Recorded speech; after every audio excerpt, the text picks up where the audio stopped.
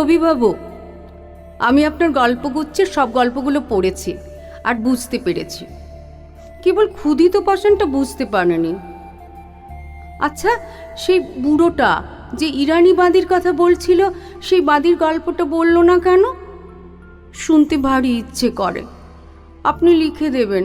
হ্যাঁ। আচ্ছা, জয় পরাজয় গল্পটা শেষে শেখরের সঙ্গে রাজকন্যার বিয়ে হলো না? কিন্তু আমার দিদিরা বলে শেখর মরে গেল।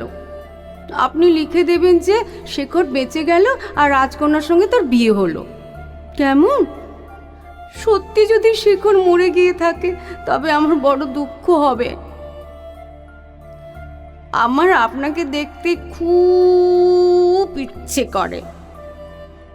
একবার নিশ্চয়ই আমাদের বাড়িতে আসবেন, নিশ্চয়ই আসবেন, কিন্তু না এলে আপনার সঙ্গে আড়ি। আপনি যদি আসেন তবে আপনাকে আমাদের শোবার ঘরে শুতে দেব, আমাদের পুতুলও দেখাবো। ইতি, রানু। সকালবেলার ডাকে অনেকগুলি চিঠি ও পত্রপত্রিকা এসেছে।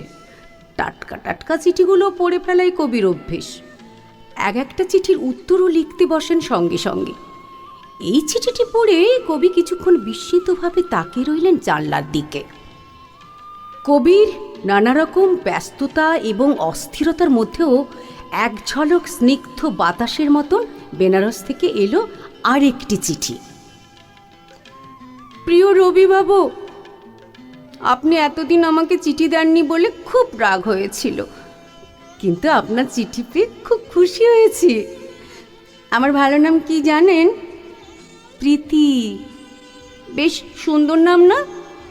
স্কুলে সবাই আমাকে প্রীতি বলে ডাকে, কিন্তু আপনি আমাকে রানু রানু বলেই ডাকবেন। আমারও নামটা সুন্দর লাগে কি না, তাই বলছি। আমার আরও নাম আছে, শুনবেন? রানী, রাজা, বাবা, সব নামগুলোই বেশ না? আপনি যে কর্তার ইচ্ছেই কর্ম বলে একটা সুন্দর লেকচার দিয়েছিলেন না, সেটা ভারতী আর প্রবাসীতে বেরিয়েছিল।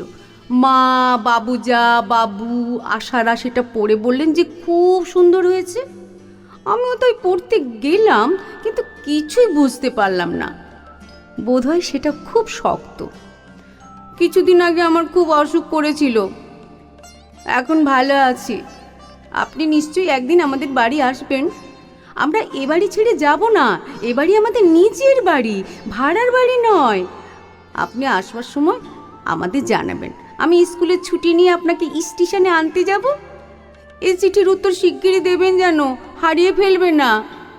আমি কেমন সুন্দর ফুল আঁকা কাগজে চিঠি লিখেছি। ইতি, রানু। আমাদের বাড়ির ঠিকানাও বলে দিচ্ছি।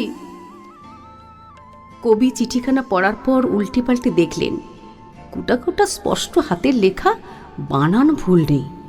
ভাষা এমন যেন মুখের ভাষা, লেখা নয়, কথা বলছে সামনাসামনি। এবারেও সম্বোধনে শুধু গম্ভীরভাবে প্রিয় রবিবাবু, শ্রদ্ধাভক্তি যেন আবার কোনো পাঠ নেই। শেষে শুধু নাম, যেন সমবয়সী।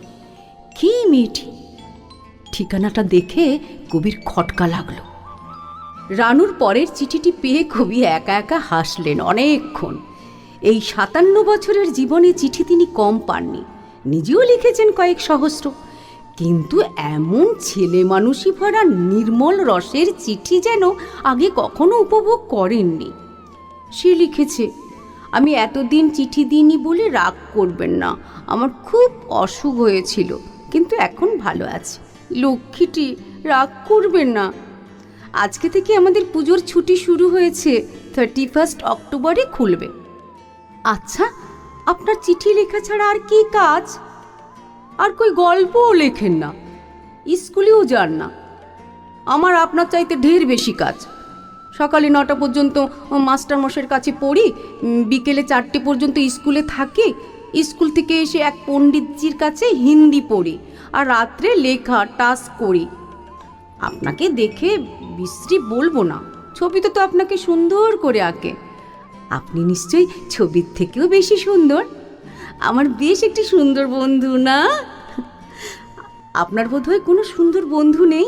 আপনাকে দেখে আমার খুব ভালো লাগবে। আপনাকে এসে কিন্তু আমাদের বাড়িতে থাকতে হবে, আর কোথাও থাকতে পাবেন না। আচ্ছা, আপনি পদ্মার উপর নদীতে নৌকোয় থাকতেন না নদীর ধারে বাড়িতে থাকতেন? আমার সেখানে যেতে খুব ইচ্ছে করে।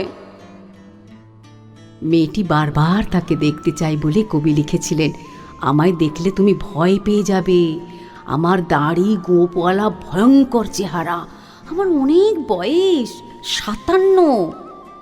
তার উত্তরে রানু লিখেছে, আপনার মোটেই অত বয়স নয়, কবিদের আবার বয়স বাড়ে নাকি? আপনার বয়স 27, আমার কাছে আপনি তাই, ওর থেকে আর আপনার বয়স বাড়বেই না।